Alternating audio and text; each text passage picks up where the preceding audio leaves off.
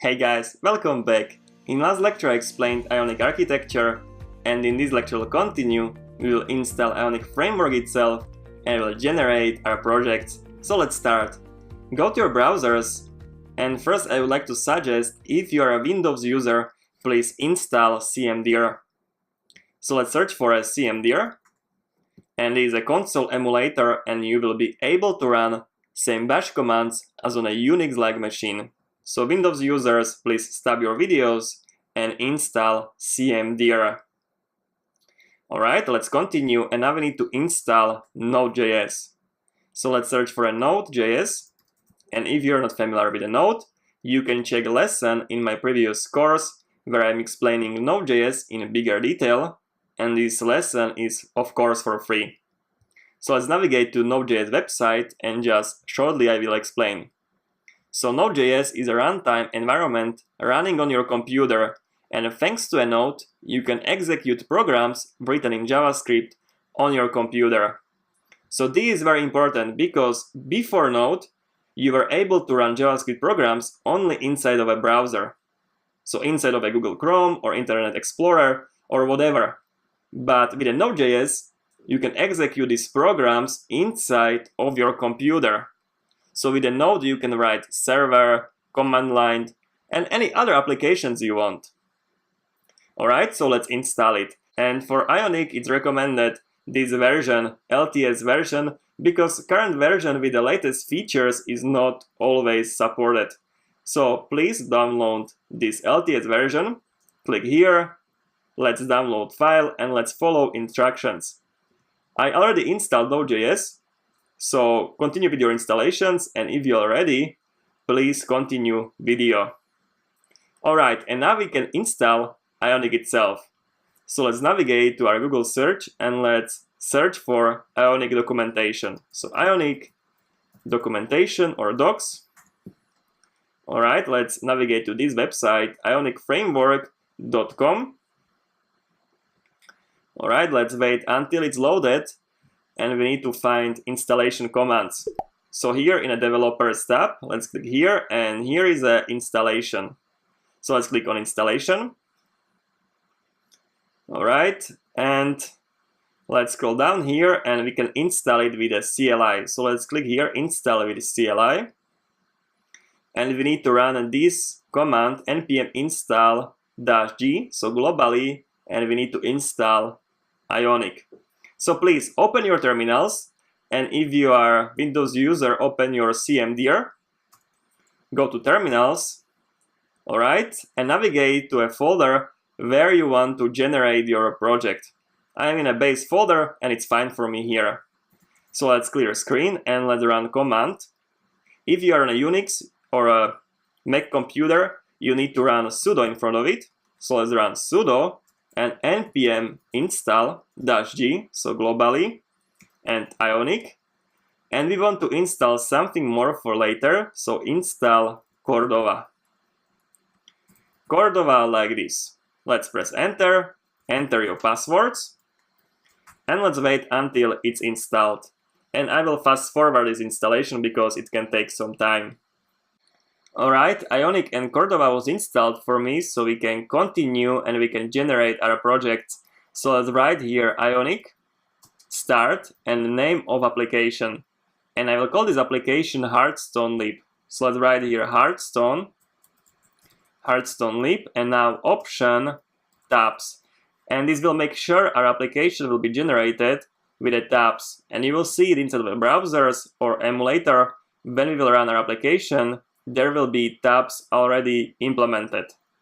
Alright, and now space and -- type equals Angular, and this will make sure our application will be generated with Ionic 4 version. Alright, so let's press enter and let's wait a little bit. And Heartstone Lib already exists, so I will override it. So let's write here yes. Okay, preparing directory, started done. And now integrate your new application with Cordova to target native iOS and Android. So I'll write here yes. Alright, downloading. And now you can see npm install, so it will run, so it will install all the packages we need to run our applications. Alright, now we can continue, and it's asking us if we want to install free Ionic Pro SDK and connect our applications. And we don't want for now, so let's type here N for no. Let's continue, and everything was generated. Amazing.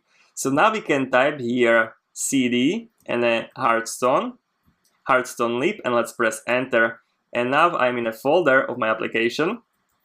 And now we can run IDEs, so coding editors of our choice. And I will run Sublime. If you have any other coding editor, feel free and run it and open your applications. Amazing. So these are applications folder structure, and I will explain every folder in the next lecture. For now we can continue, and we can go back to terminals, and we can run our applications. So clear a screen, and let's type here Ionic serve and --lab. This is a special option, and this will run our application inside of the browsers in Android and iOS mode, and you will see it shortly. So it's asking us to install Ionic Lab, and we need to install it first. So let's write here yes, and let's wait until it's installed, and it will run our applications. Alright, it's compiled successfully, and it should open my browser window in HTTP localhost and 8200, but nothing is opening, so I will open my browser, and here it is, localhost 8200, and you can see your application in iOS and also in Android, and as I told you, there are tabs already implemented. Amazing! So you can see already created application, and it was so fast. So let's go back to our terminals, and I will show you another command. Let's shut down our servers here, so Ctrl+C or Command+C. Alright, let's clear a screen, and now let's run Ionic serve. Alright. Let's press enter and let's wait. And this is running our application on port 8100. Let's wait and let's open our browsers. Alright, here it is. It's loading on localhost 8100. And I will be most of the time working here, debugging my application here and on this port, because it's showing our application just once, and I can easily debug my code or inspect elements on the screen. So let's wait until it's loaded, because I think it's still compiling. Let's see it in terminal.